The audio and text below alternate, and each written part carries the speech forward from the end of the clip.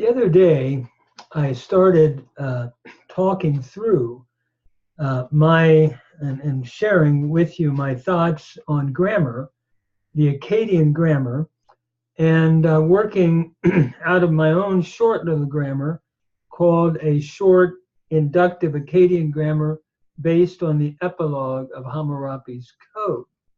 And my desire is to slowly work through some of the text inductively and then try to look at parallels, especially with the Hebrew scriptures, and also as a minister, a Christian minister, parallels applicationally to Christ in the New Testament. One of the interesting points I want to make is that I believe studying inductively is a very interesting way to look at language, ancient languages, and the deductive is fine, but the inductive, I think, gets you right into the text right away. You do need a deductive grammar to read through it as well. And we had recommended two on my first videotaping. I had recommended the larger grammar, and then also the one by David Marcus. That is inductive, by the way, David Marcus, but it basically is looking at the Hammurabi's law code rather than the epilogue. So I'm working in the epilogue, trying to work through some of that. So at this point, what I would like to do is pick up where we left off on the first recording. And I would like to start and just continue to go word by word, grammatically through it. One of the things that I do want to point out in all of this, that the transliteration that I have used, by and large, comes from Borger. And then I do my own normalization and my own grammar. By the way, Borger's work, we talked about that in the first video that we did, and that is a wonderful work in German, where there is a transliteration of the cuneiform. And by the way, it would be good to learn some of the signs, the cuneiform signs, and Marcus has a good section in which he details some or lists some of the key signs that one could start with in learning. When I first took Akkadian, we learned those signs, and I think it is a big help to try to go through and learn the basic signs, and then you'll need a dictionary and other things as you move along. But we'll be working in transliteration, normalization that I have done, and then interpretation word by word grammatically. So we stopped with Hammurapi. We went through this much in the first taping. Dinat misharim, Shah Hammurapi sharum leum ukinuma, matam usam kinam uridam damkam ushats bitu. We stopped there. The laws of justice, which Hammurabi competent king, or the competent king, set up, and the land, reliable direction and good conduct, literally he caused to seize, or he secured.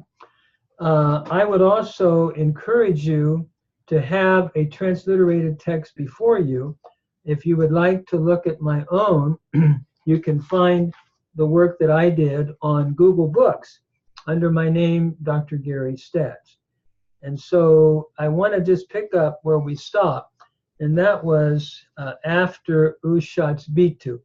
So we pick up in line 9. The lines here, as I'm calling them, are numbered. They're very short, a word or two, and I'm calling them lines to work through it in that way.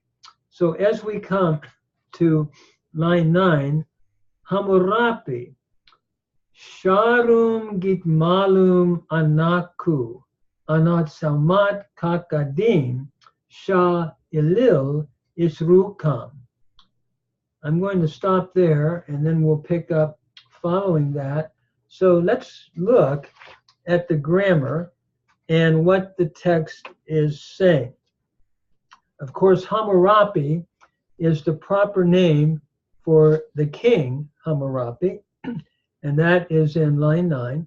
And then we move on to 10. Shalom Gitmalum Anaku. Literally, the perfect king I am.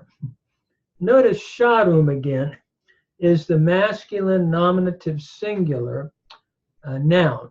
And remember, identifies the nominative masculine singular in Akkadian, the ending. Then we have the adjective Gitmalum. It's an adjective meaning perfect or ideal. And so he's claiming to be the perfect or ideal king. And then Anaku is the first person personal pronoun. So we would read it, the perfect king I am. As a Christian minister, when I read the New Testament, the perfect king to me is Jesus Christ, who is coming back as Melech Melechim, King of Kings, Adonai Adonim, Lord of Lords, and so forth, found in Revelation chapter 19. I want to make allusions as I'm going through here, since I am a Christian minister, to things that I see in an illusionary way as I'm working through this text with anyone that might be listening. So then we move on in line 11. Anat Salmat Kakadim, literally to the black of heads, or to the black-headed people. It is interesting, in the transliteration, it has Ana Sag G6, or Sag, and then capital GI. The letters are capitalized because it's showing Sumerian. And then the Akkadian scribes took the Sumerian and put it into Akkadian. So this is where we have Salmat in the normalization. Salmat Kakadim. So we would basically be looking here at the translation, meaning the black of heads, or the black-headed people. And so as we said, Sag G6 is the Sumerian for black-headed people, coming from the Sumerian language and then brought back into Akkadian, a reference to the Sumerian people here. So the Akkadian, or we could say later on, as Hammurapi is writing, to the Akkadian people. And Salmat is the feminine adjective ending, and notice again the at from Salmum. And so we're looking at the black ones of heads, would be a literal translation, to the black of heads, referring to the Sumerian and then later the Akkadian people. Now notice Salmat is the feminine plural again, with the at ending from Salmum, and Kakadim is the genitive singular from Kakadum, meaning head. So to the black heads of people, he is writing, Hammurapi, Sha Elil Ishrukam, which Elil bestowed to me.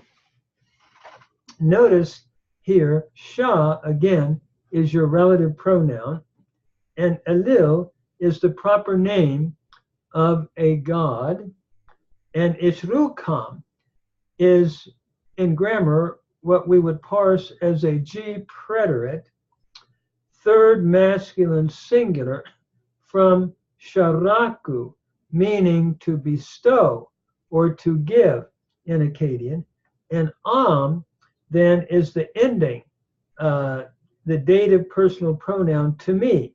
So we would translate it, which Elil gave or bestowed to me. And then he goes on in verse 13, or I should say line 13, and it reads, Reushina Marduk Idana. And not only did Elil give it, but also Marduk, their shepherd, committed to me. So Elil gave to me, and Marduk, their shepherd, gave to me. It is interesting, Marduk was one of the main gods in the Babylonian pantheon of gods.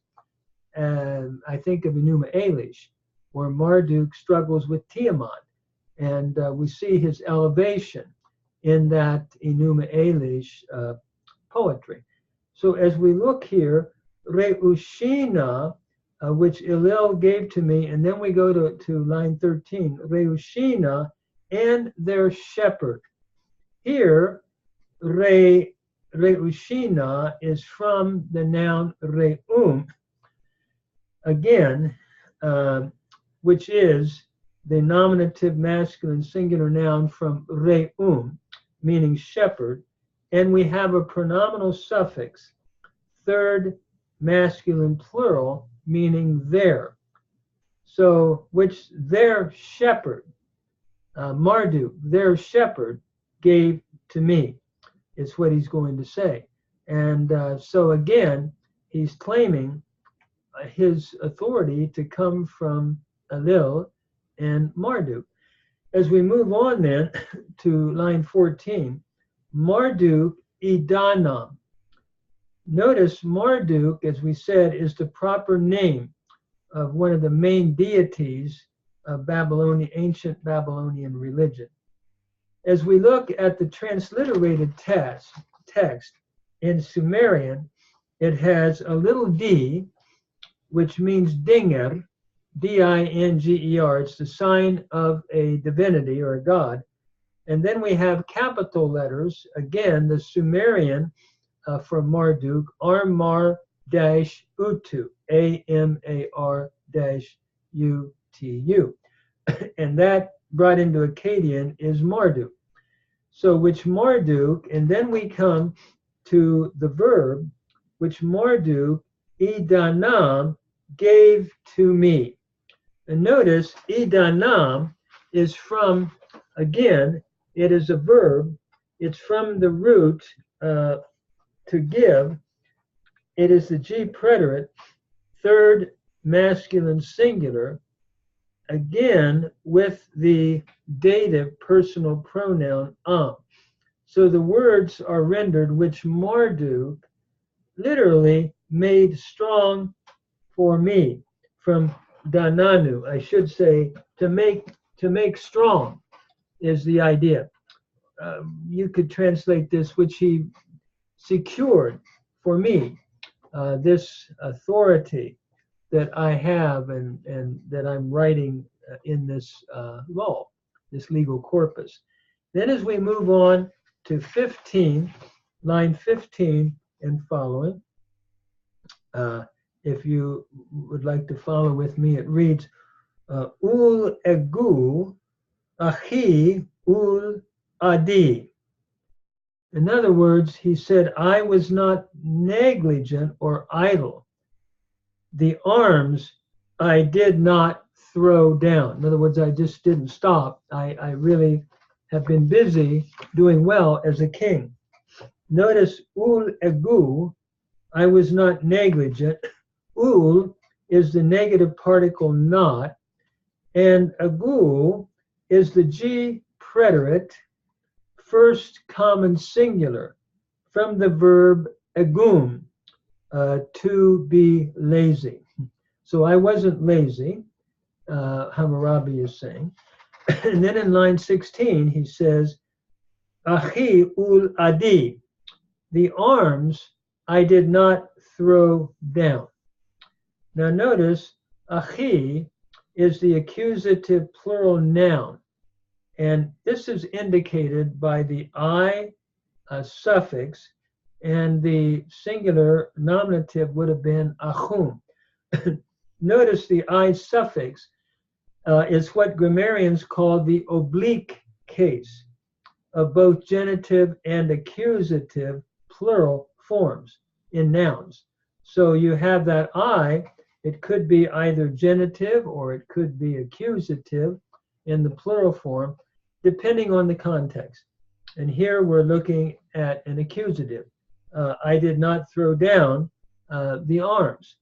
And so as we move on, notice U again is the negative, and the root is from nadum, to throw down. One of the things that we also need to note here is that the A prefix indicates the first person singular. And there's been an assimilation from what was andi to adi. In other words, I did not throw down. This is what is a one noon form or a one in form. And the andi then by assimilation changes to adi. It's like, if I could use another parallel with Hebrew, it's like the pay noon verb in Hebrew, where we have yintain becoming yittain, with the noon from natan assimilating into the tav in the imperfect. And so we have the same thing here. The nd is becoming dd with assimilation, that one in form, just like in Akkadian, or excuse me, just like in Hebrew, where we have the same thing happening. So then the text goes on after talking about how he was not lazy, he was going to be a faithful king, which Marduk had committed to him. So he said, I was not negligent, I did not throw down my arms. And then line 17 reads, Ashrei Shumim, Esh Teshinashi, and I'm going on to 18.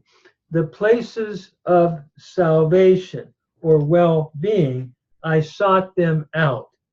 That would be 18 as well as 17. Notice, going back to 17, Ashrei Shumim, places of peace. Notice again, I sought out places of peace. Ashri is the accusative plural from ashrum, place. And so here we have the plural. And notice again that with that, we then have the genitive in shumim. It is a noun in the genitive case, meaning well-being or completeness. So places of well-being, he is saying, I sought out. And now we come to the verb following this, eshte ishanashi, I sought them out. The verb is what in Akkadian is a GT preterite. Notice the T after the sheen, and it's a first common singular from the root she'um, with an umlaut over the U. And so what we have here is, again, a verb that is a GT.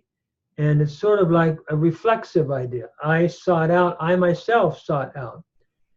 And notice also, attached to this, we have a third person plural indirect suffix, a third person plural suffix. And so with the GT, we would translate it, I sought them out for myself, or I myself sought them out. So again, he's talking about what he's done as in his kingship. So then we go on to verse 19, or I should say line 19. Notice it reads, Pushki washtutim upeti, which would be difficulties hard, or hard difficulties I untied, or I loosed. So as we look at those lines, notice pushki washtuti, hard difficulties. Pushki is an accusative plural, again, from the noun pushkum, meaning difficulty, and washtutim is an accusative plural adjective meaning hard. So hard difficulties. I really, notice he says, I loosed. And we have that in the next verb, upeti. And notice, upeti means to loose. It's from the verb petum, to loose, and it is what we would call in grammar a D preterite, first common singular. This sort of reminds us, again, of the PL in Hebrew. You have the doubling of the middle consonant, the T here, upeti. You have the U, which shows in that prefix that we're looking at a D stem. Remember, the I is looking at a G stem, a Grundstamm, the first stem. And here we're looking at the D stem with the U prefix. And so I loosed. And so again, he is talking about what he accomplished. In other words, hard difficulties. I simplified, or I threw down, or I loosed, I should say. I untied would be the way we could translate it. I did away with hard difficulties. And then we go on in 21 and following, 21 to 22. It reads, Nuram usha tsi shinashim. Usha tsinashim ina kakim danim. And that's line 21 and line 22. Well, actually, we go back to line 21, Nuram, I should say, and then Usha Si Shinashim. So as we look at this, notice Nuram Usha Si Shinashim. Literally, it would be light I cause to rise on them, that is, upon the people. Nuram is the accusative singular noun, and notice am again is giving away the accusative singular case in Akkadian. And then we have the verb, which is a shin preterite. So u she tsi, and I'm pronouncing it very slowly here. U she tsi shinashim. And notice this is a shin preterite because we have the shin infix after the u, which again, u appears like the D in the shin stem. And so we have a shin preterite, first common singular, again with an indirect object personal pronoun, which is the suffix, which we find in the suffix. And that is, I cause light, light I cause to rise on them. And by the way, watsum means to rise. And again, as we said, notice the she infix makes it causative.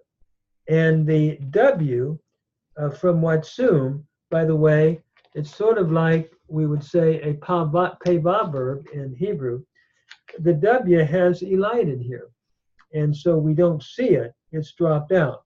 But the root, if you're looking up in the dictionary, of say the Black's dictionary, it's watsum would be the root, meaning to arise. And so this one W, the W has dropped out in this verb. We then move on and to line 22 and line 23 and following. Notice it says, Ina Gish tukul danim. And if we put tukal, which again is Sumerian, gish, by the way, means like something that's made of wood. Tukul means like a weapon, as it's brought into Akkadian, kakim. So in a kakim danim, with weapon strong, danim meaning strong, which Zababa and Inanna loaned to me. Ishat limunim. Now, as we go back to this, notice looking at the different lines that we just covered, starting with line 22, with strong weapons. Ena kakim danim. Ena, by the way, is the preposition, and it takes the genitive. So it's the preposition taking the genitive case with kakim danim. And that is in the genitive plural case. Kakim, meaning weapon, it's something like hard wood. And notice danim is from danum, meaning strong. So with strong weapons, so to speak. And then we have that little small letter GIS with an umlaut type over the S. That is meaning something wooden. And it's the sign, again, of Sumerian, showing something of wood, which tukul means, capital Tukul. So again, you have the Sumerian word normalized as kakim in Akkadian. So he is saying, with strong weapons, I used to basically, which Zababa and Ishtar loaned to me, and with the wisdom which Ea ordained to me, and with the ability which Marduk gave to me. So let's go back and let's continue then. These strong weapons, Shah Zababa, which Zababa gave to me. Notice Shah is the relative pronoun, and Zababa is a proper name. Again, a god in ancient Babylonian religion. Ishtar is the normalization of what we're seeing here in the next Inanna. We have Dinger, that little D again, and Inanna, Sumerian, is transliterated as Ishtar, which Ishtar loaned to me. So which Zababa and Ishtar loaned to me, those strong weapons, he's saying I used in my kingship. Now notice, Ushat limunim is a DT subjunctive from the root shalamu. Shalamu means to loan or bestow. Notice again, we have the U prefix, and then we have the T infix after ushat, and so it's infixed between the first and second consonant of shalamu. So which Ishtar loaned to me or bestowed to me. This is followed then by the dative, first person personal pronoun in the neem, meaning to me, which they loaned to me. And so then he goes on to talk about the wisdom that he also has, and it reads, Ina igigal sha inki ishima, which wisdom, or with the wisdom which Ea ordained to me. And notice in line 26 and 27, going back, looking at the grammar again, Ina igigalim, with the wisdom. Igigalim is the Akkadian normalization of the genitive noun from the Sumerian IGI, capital IGI dash capital GAL. And what that means in Sumerian is big eyes. And to have big eyes is to have a large vision of understanding. So it's the idea that wisdom, if you have big eyes, you have wisdom. So we translate this with the big eyes or with the wisdom, which, and then we have Ishimam, which Ea ordained for me. Notice as we look at the text, it reads Sha Inki. And by the way, line 27, again, Sha is your relative pronoun. Then we have that little d showing the god Enki. And we have the capitalization, capital E, capital N dash, capital K, capital I, which is transliterated in Akkadian as Ea.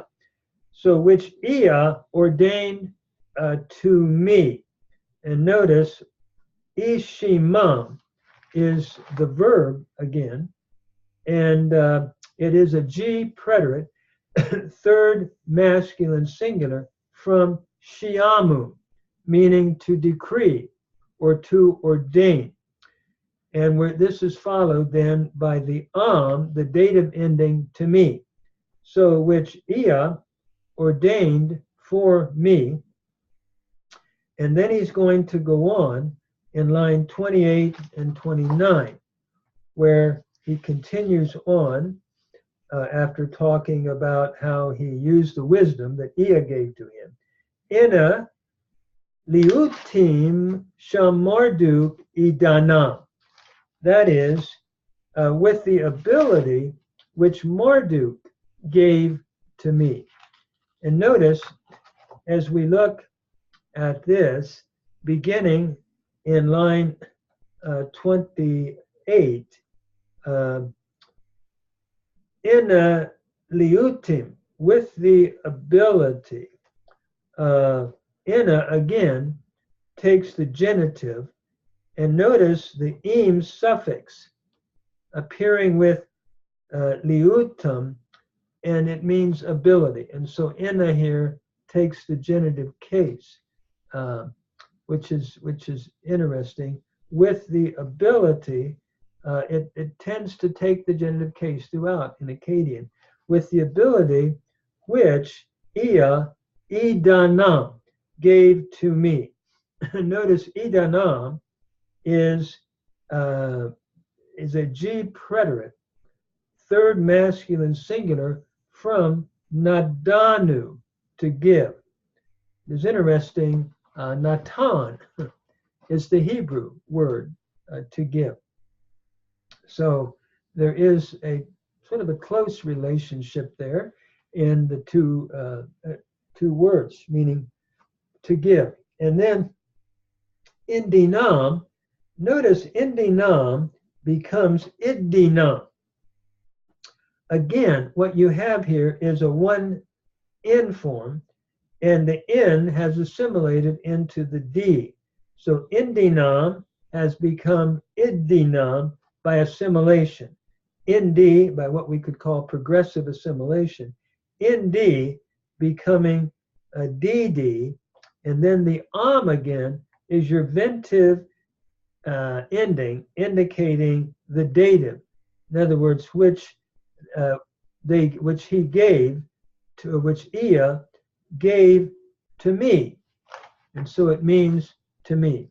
So as we look at these lines that we've looked at, Hammurapi is boasting about how he is the perfect king, how basically he was not lazy, he established places of well-being, he loosed difficult situations, he caused light to shine upon his people at that time. He used strong weapons, which Zababa and Ishtar loaned to him. And then with big eyes, with wisdom, he ruled according as Ea had ordained to him, and with ability. He basically carried out what Marduk, one of the main gods of ancient Babylonian religion, had given to him. So again, I look at the king Hammurapi, and I think back to Genesis chapter, I'm thinking of the book of Exodus, where the Lord gives his law, and he is the God of the universe. He's the king of the universe. And I think about that in relationship to Genesis 1, where we have the model of a king who is shouting out commands, and then later giving the law. And so it is interesting to see how that the real king is Elohim. The real king is God. And then, as I've said, for me as a Christian minister, Jesus shares that same kingship, that divine kingship, seen in the pages of New Testament Greek writings, that he is the final, eternal King of Kings, along with Elohim, along with Yahweh, both, according to New Testament theology, are co-eternal, as well as the Holy Spirit, in a Trinitarian belief as well. So this text is very interesting, going back to very early on. What did we say? Maybe 1700 BC. Reading these words and then seeing how they are later used in the Exodus, in the writing of the Exodus by, I believe, by Moses, and also in the New Testament, showing the King of all kings being, to me as a believer, Jesus Christ. Thank you for listening. I hope this is helping. I would encourage you to have a good deductive grammar that you're looking at in Akkadian, along with what I'm doing in the inductive work. Thank you.